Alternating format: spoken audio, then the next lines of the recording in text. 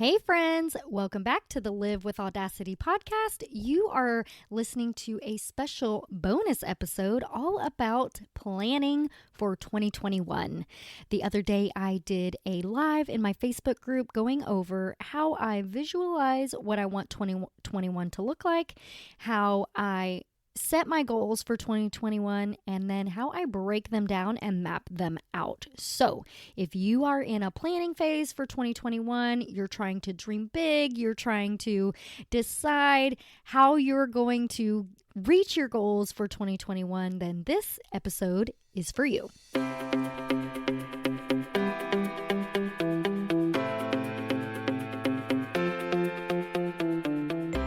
You're listening to the Live with Audacity podcast. Hey girl, hey! I'm Melissa Stewart, mama to 4 kiddos ranging in age from college student to first grader, wife to a high school football and track coach, and a multi-passionate entrepreneur. Audacity is defined as intrepid boldness or disregard for normal constraints, and that's exactly what we have here.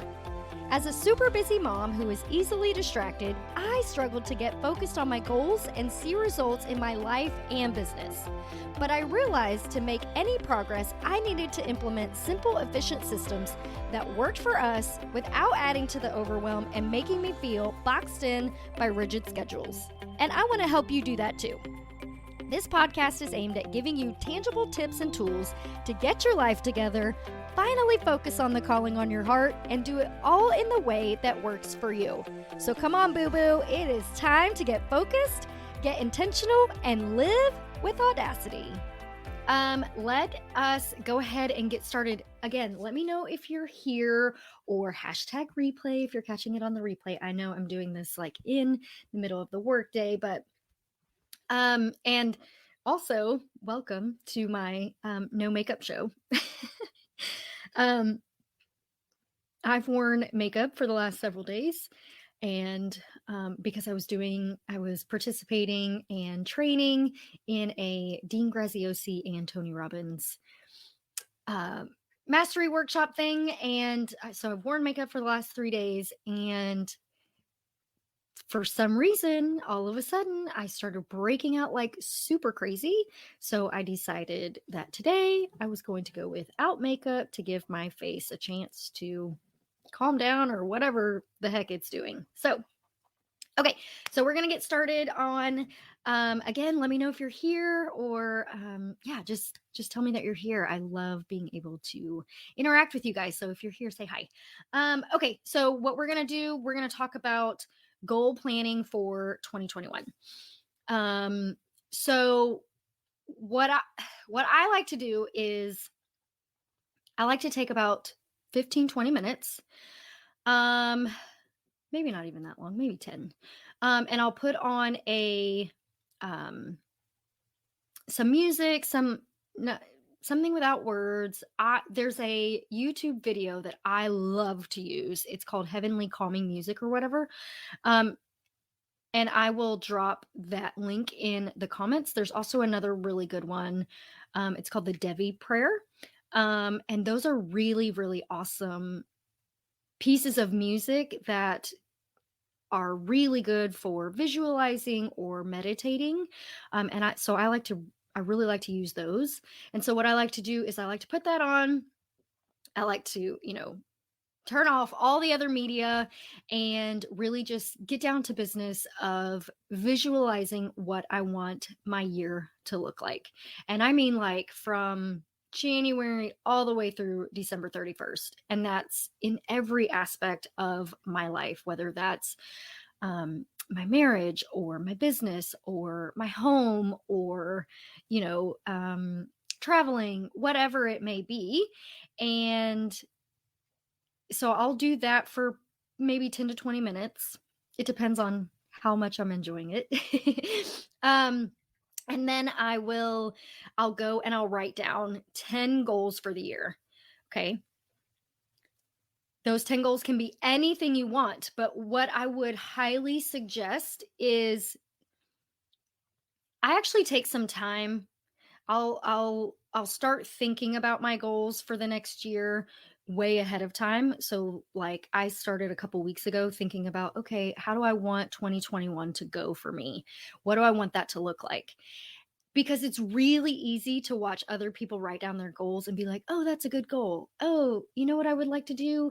I want to be able to bench press 300 pounds, which, by the way, I would never do.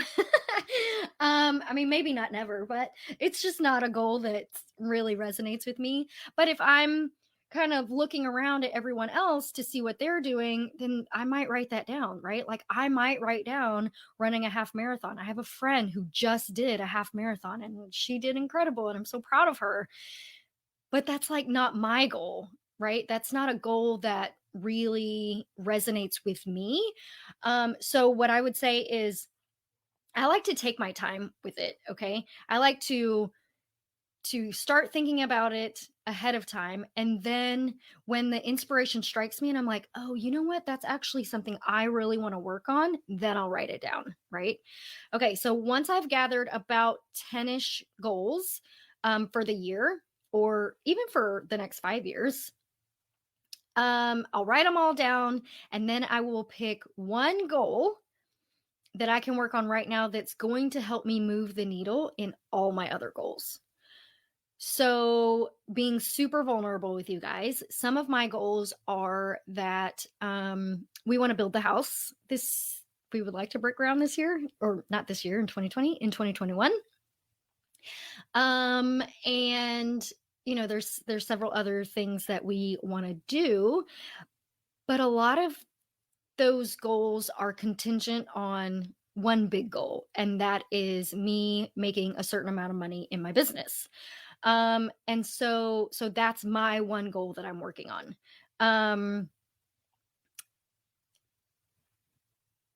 So once I pick the one goal that is going to help me move the needle for all my other goals, then I start to map it out.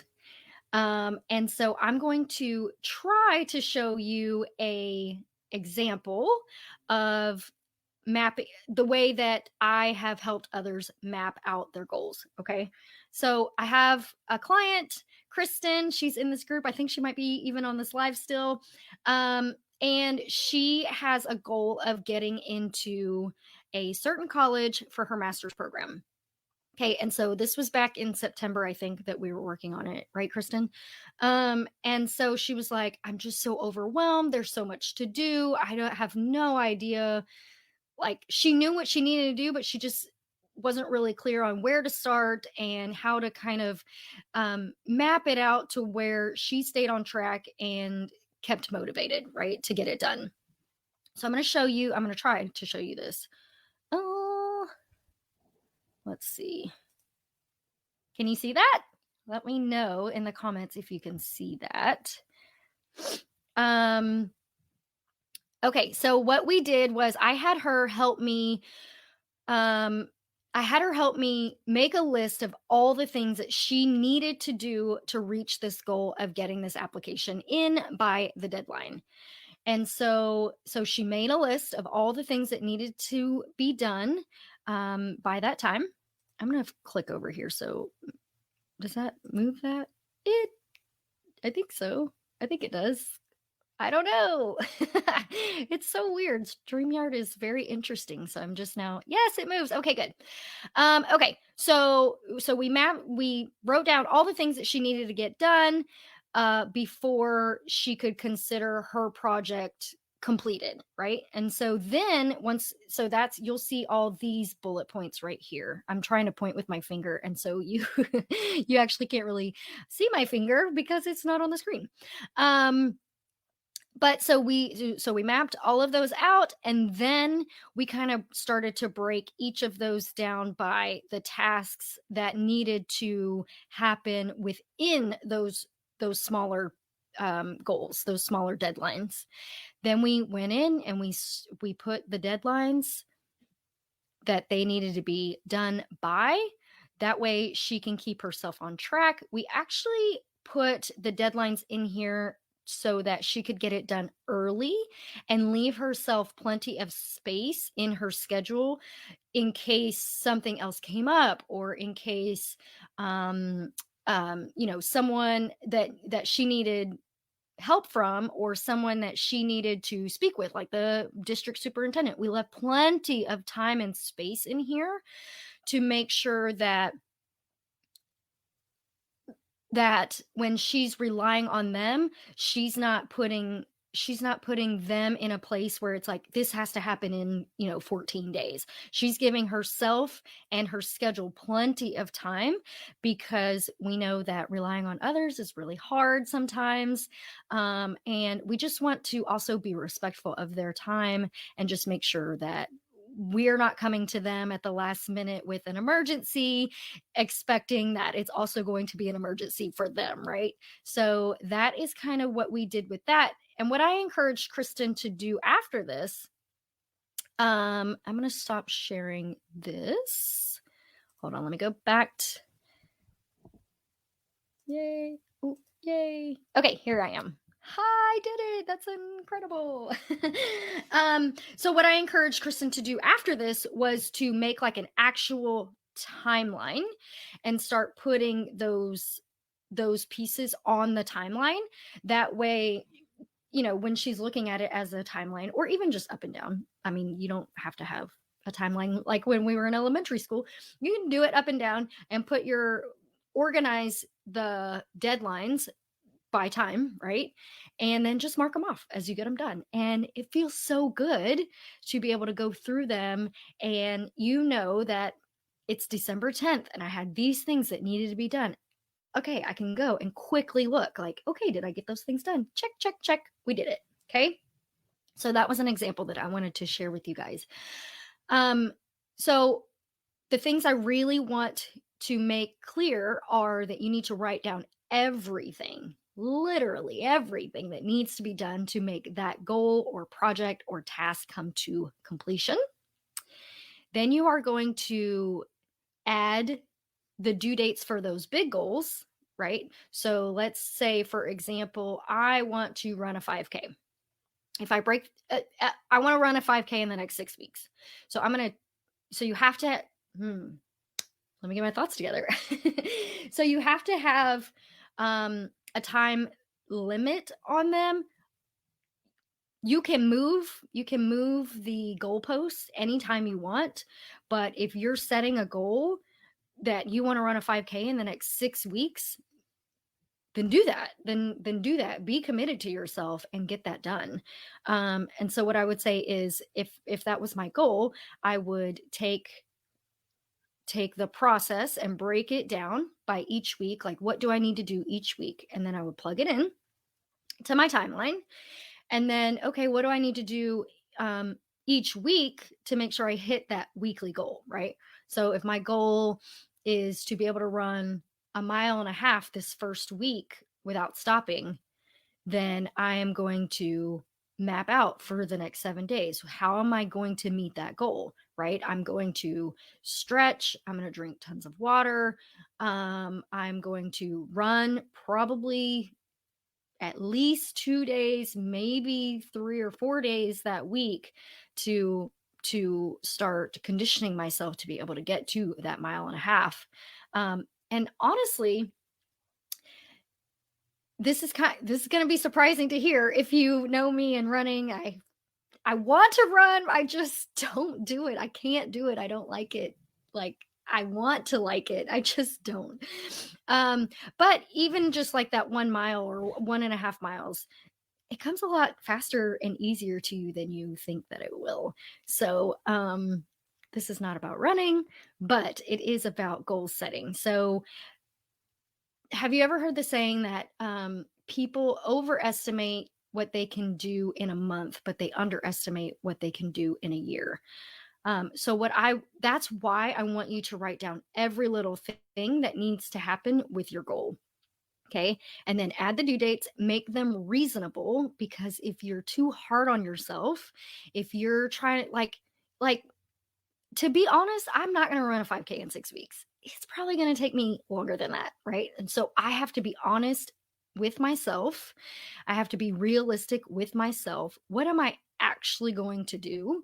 What am I going to take the time to do? And you know yourself. You know kind of the way that your energy flows. You know kind of when your mindset starts to get the best of you. So leave room for those things so you can overcome them. You know yourself better than anybody else in the world, except maybe your mom. Moms know us super well, right? Like, I feel like sometimes they know us better than we know ourselves. But yeah, make sure you leave that space for you to be yourself, right? And you to be, just leave yourself enough space. Don't bog yourself down with deadlines and goals that all have to happen right now. I am famous for trying to fit way too many things into little teeny tiny living space. In my schedule and in my calendar. I think like it's going to be fine. I'm going to go balls to the wall and I'm going to get it all done and it's going to be amazing. And what ends up happening a lot of times is that I end up feeling defeated and overwhelmed and down on myself because I didn't meet the goal that I set.